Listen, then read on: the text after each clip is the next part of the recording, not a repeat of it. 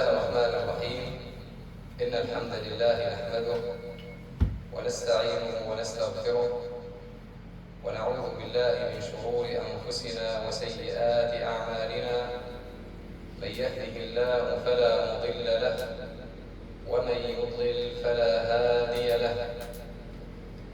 وأشهد أن لا إله إلا الله وحده لا شريك له، وأشهد أن محمدًا عبده ورسوله صلى الله عليه وعلى آله وأصحابه أجمعين.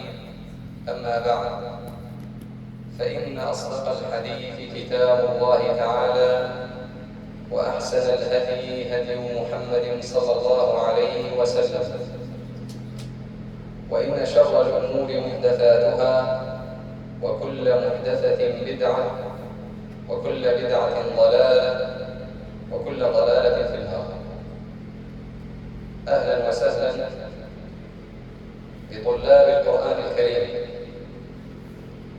الذين هم من أهل الله وخاصته، كما ثبت عن النبي صلى الله عليه وسلم أن أهل القرآن هم أهل الله وخاصته.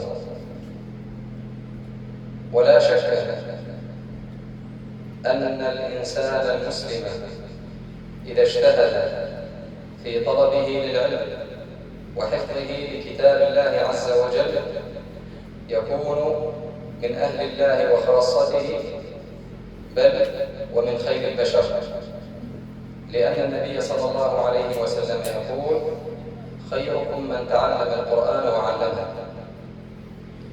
وإن القرآن الكريم فيه انشراح الصدر واطمئنان القلب، لأن ربنا سبحانه وتعالى يقول: ألا بذكر الله تطمئن القلوب. وأعظم ذكر لله سبحانه وتعالى هو القرآن الكريم. وإن كل أمر يعظم شرفه بارتباطه بصاحبه، والقرآن الكريم أمره عظيم وشأنه جليل، لأنه كلام الله عز وجل. أرأيتم إن جاءنا خطاب من رئيس أو من زعيم فإننا نجعل له مقاما ساميا، فما بالنا بكلام الله عز وجل، وهو العظيم الجبار، وهو العزيز القهار، وهو خالق الخلق أجمعين جل في علاه. واليوم إن شاء الله تعالى عندنا تكريم أو مجلس ختم. اليوم عندنا مجلس ختم لطالبين نجيبين، بل هما كل واحد منهما قمر يسير على الأرض، بل هم أفضل من القمر، لأن القمر هو مخلوق يذكر الله عز وجل مجبول على ذلك. أما البشر إذا أطاعوا الله عز وجل فهم خير من الملائكة، فما بالك بمن يلزم حلق العلم ومدارس تحفيظ القرآن الكريم حتى يباهي الله عز وجل به ملائكة السماء. ختم القرآن الكريم لا يكون إلا بتوفيق ربنا عز وجل، ولا يكون إلا بمعونة من الله سبحانه وتعالى، ثم بعد ذلك يكون من خلال الحرص والمتابعة والجد والاجتهاد من الطالب ومن أهله. فكثير بل كثير جدا من طلابنا ومن أبنائنا ومن أبناء إخواننا ممن لحق بحلقات التحفيظ، ولكن القليل منهم من ثبت وسار وأتم ختم القرآن الكريم. والطالب عبد الله الحسن والطالب أسامة الهان نحسبهم من هؤلاء القليل الذين اجتهدوا وتعبوا وسهروا وأتعبوا أهلهم في متابعتهم، فنالوا هذا الشرف. المسلم إذا ختم كتاب الله عز وجل يضع رجله في بداية المشوار، لا يقول أنا الآن ختمت، لا، هو الآن بدأ في الحفظ وبدأ بالتثبيت وبدأ بالمراجعة. فنسأل الله عز وجل أن يوفقهما وأن يتقبل منهما وأن يعينهما على تثبيتهم لكتاب الله عز وجل، وبعدها إن شاء الله يبدأون بمشروع حفظ السنة.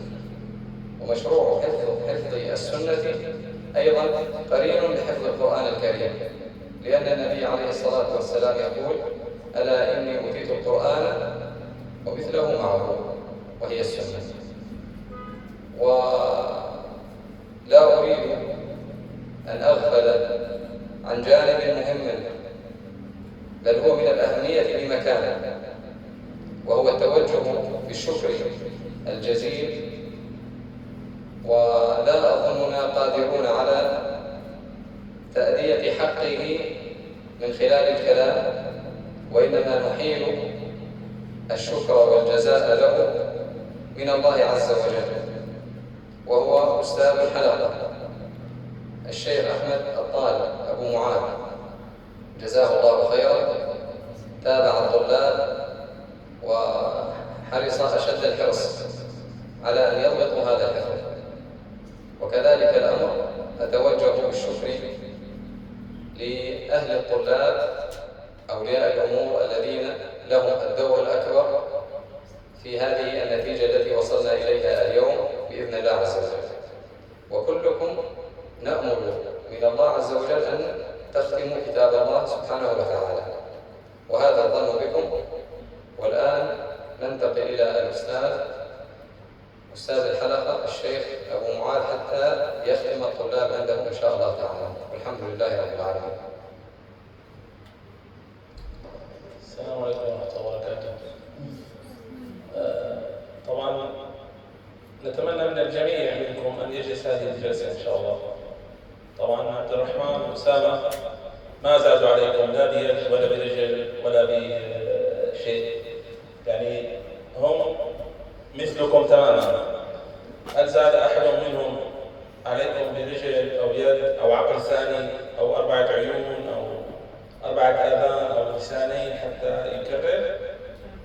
فإذا تستطيعون كما استطاعوا، لكن الأمر يحتاج همة واجتهاد. يعني أسامة ما شاء الله وعبد الرحمن يمكن غياباتهم وعبد الله عفوا يمكن ما تعد غياباتهم على أصابع اليد الواحدة، طبعا لضرورة ما تتجاوز غياباتهم تقريبا في خلال هذه سنة ويزيد، يمكن ما غابوا على عدد أصابع اليد الواحدة، يعني جلسين 3 4 ربما 5.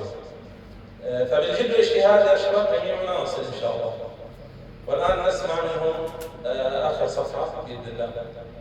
تفضل يا عبد الله.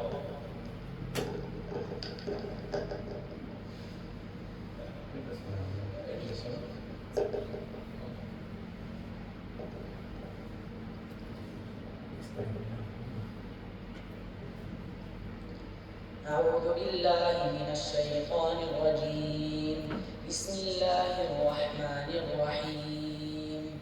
يا أيها الذين آمنوا لا تتخذوا الكافرين أولياء من دون المؤمنين. أتريدون أن تجعلوا لله عليكم سلطانا مبينا. إن المنافقين في الدرك الأسفل من النار ولن تجد لهم نصيرا إلا الذين تابوا وأصلحوا واعتصموا بالله وأخلصوا دينهم لله فأولئك مع المؤمنين وسوف يؤتي الله المؤمنين أجرا عظيما. ما يفعل الله بعذابكم إن شكرتم وآمنتم وكان الله شاكرا عليما.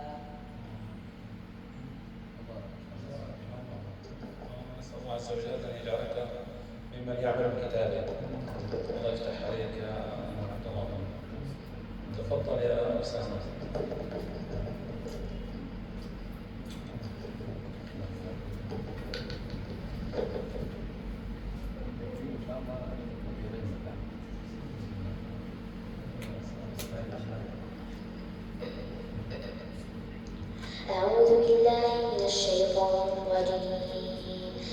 الله الرحمن الرحيم قل هو الله أحد الله الصمد لم يلد ولم يولد ولم يكن له كفوا أحد بسم الله الرحمن الرحيم قل أعوذ برب الفلق من شر ما خلق ومن شر غاسق إذا وقب ومن شر النفاثات في العقد ومن شر حاسد إذا حسد بسم الله الرحمن الرحيم قل أعوذ برب الناس ملك الناس إله الناس من شر الوسواس الخناس الذي يوسوس في صدور الناس من الجنة والناس.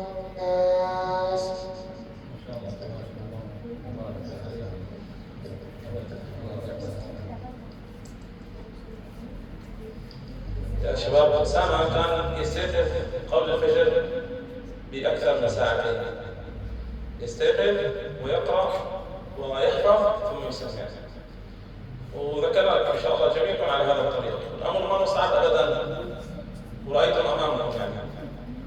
فنسأل الله عز وجل أن يعيننا وإياكم. ووصيتي لعبد الله وأسامة، هذه بداية الطريق، يعني هذه الحجر الأولى في الطريق، وما بعده يحتاج همة أكثر من الحفظ. فالآن إن شاء الله نريد منكم همة أكثر للتثبيت والإجازة إن شاء الله، والحمد لله رب العالمين.